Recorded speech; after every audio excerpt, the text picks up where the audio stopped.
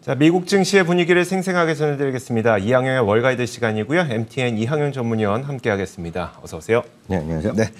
자, 금요일 미국 증시가 강력한 반등을 보였거든요. 미국 증시 어떤 일들이 있었을까요? 네, 맞습니다. 요즘 이틀 연속, 3일 연속 이렇게 올라가는 주시장이 흔치 않았었는데요. 네. 지난 주말에도 아주 강력한 반등세를 이어갔습니다. 나스닥은 무려 3% 넘게 상승했고요. S&P 500도 2.5% 가까운 반등을 했습니다. 다우지수도 2% 가까운 반등을 했습니다. 섹터별로 보면 11개 섹터가 물론 전부 다 올랐는데요. 특히 그중에서도 기술주, 임의소비재, 커뮤니케이션 등 올해 들어서 아주 좋지 않았던 것들, 특히 최근 4월 중순 이후 올 달까지의 급락 시장에서 좀 하락을 주도했던 것들이 오히려 좀 많은 반등에 일단은 성공했다라고 일단 이해하시면 되겠습니다. 지표 몇 가지 참고해 보겠습니다. 10년물 금리가 좀 안정된 모습을 지난주부터 이어지고 있습니다. 결론을 보면 금리가 약간 올랐지만 지난주 중반 이후 보면 좀 분명하게 좀 하락 안정세를 보이고 있고요. 유가는 반면에 지금 다시 올라가면서 일부에서는 지금 유가가 다시 한번 고점을 치면서 인플레이션이 그나마 지금 고점을 친 것이 아니라 일부의 주장이 있는데요. 그에 대한 우려감도 분명히 있는 것이 바로 이 유가의 문제다라고 이해하시면 되겠습니다. 115달러를 다시 돌파하면서 우리나라는 몇 차례 세금에 대한 어떤 좀 깎아주고 이런 것 때문에 지금 사상체효과 아니지만 지금 미국은 사상체효과를 계속 휘발유 가격 보여주고 있거든요. 물론 이제 드라이빙 시즌이랑 맞물렸기 때문에 그런데 여하튼 그런 것들이 시장에 일단 부담은 될 수 있습니다. 반가운 소식은 그 무엇보다도 가장 반가운 소식은 달러가 좀 진정세를 보이는 것은 아마 많은 분들이 좀 느끼실 수 있을 것 같습니다. 1,300원에 임박했던 기준율입니다. 물론 여러분들이 은행에 가서 현금으로 달러 하면 1,300원 이상 지금도 주는 거로 제가 알고 있었는데 여튼 기준율로 보면 지금 조금씩 내려오는 모습이 분명합니다. 그래서 1,250원, 60원 수준이거든요. 물론 지금도 높지만 고점 대비는 조금씩 하향 안정되고 있는 것이 주식시장뿐만 우리나라뿐만 아니라 전 세계 주식시장, 금융시장에서 분명히 호재 인식할 수 있겠습니다. 알겠습니다.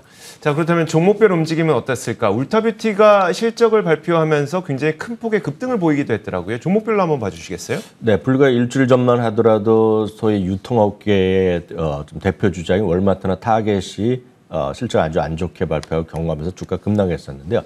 주 중반 이후 나왔던 유통업체들은 좀 괜찮은 모습을 보여주었습니다. 얼터뷰티도 마찬가지 10.4% 올라갔습니다. 기대 이상의 실적을 발표했고요. 오토데스크도 마찬가지입니다. 10% 이상 올랐습니다.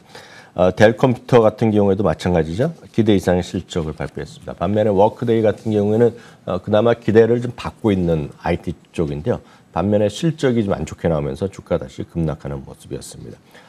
애플, 마이크로소프트 이런 소위 대표 주자들요. 시총 상위 주식들은 3, 4% 정도 반등한 것이 일반적인 모습이면서 바닥에서부터 꽤 많이 올라가는 모습. 이런 것들이 전부 다 이제 20% 이상 떨어지면서 고점 대비 약세장에 진입했었는데요. 전부 다 지금 상당히 회복하는 모습을 보여주고 있습니다. 알파벳도 4.2% 반등했고요. 테슬라도 지난주 중반이와 3일째인가요? 7% 이상의 반등을 했습니다. 엔비디아도 마찬가지 5% 이상 올라갔고요.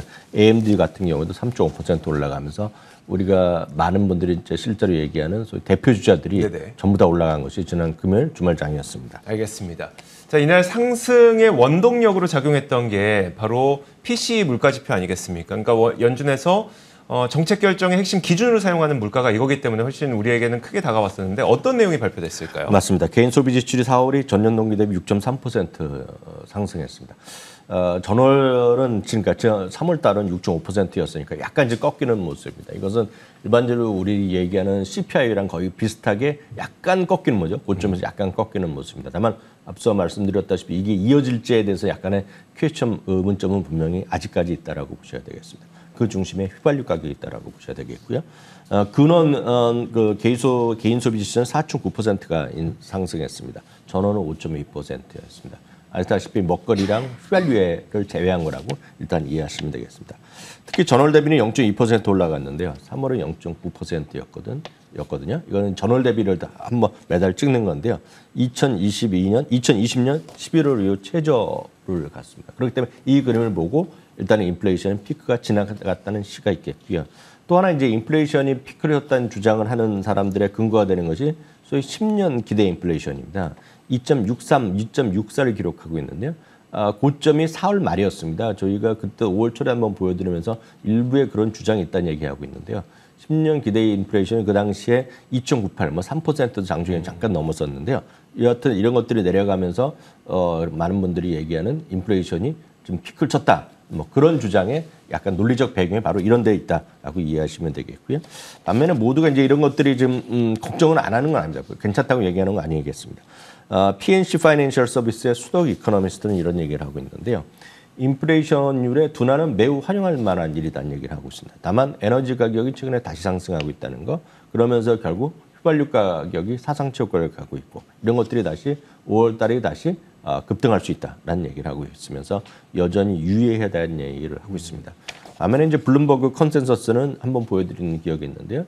인플레이션이 내년 말에 2% 중반 수준 내지 초반 수준으로 하락할 수 있다라는 그런 긍정적인 목소리도 여전히 보여주고 있습니다. 지난주 발표된 그 인플레이션 지표까지만 보면은 꺾인 게 분명하지만 그게 계속 꺾일지 아니면 다시 올라갈지 모르기 때문에 조심할 필요는 있다. 이 정도로 이해하면 될 것 같고요.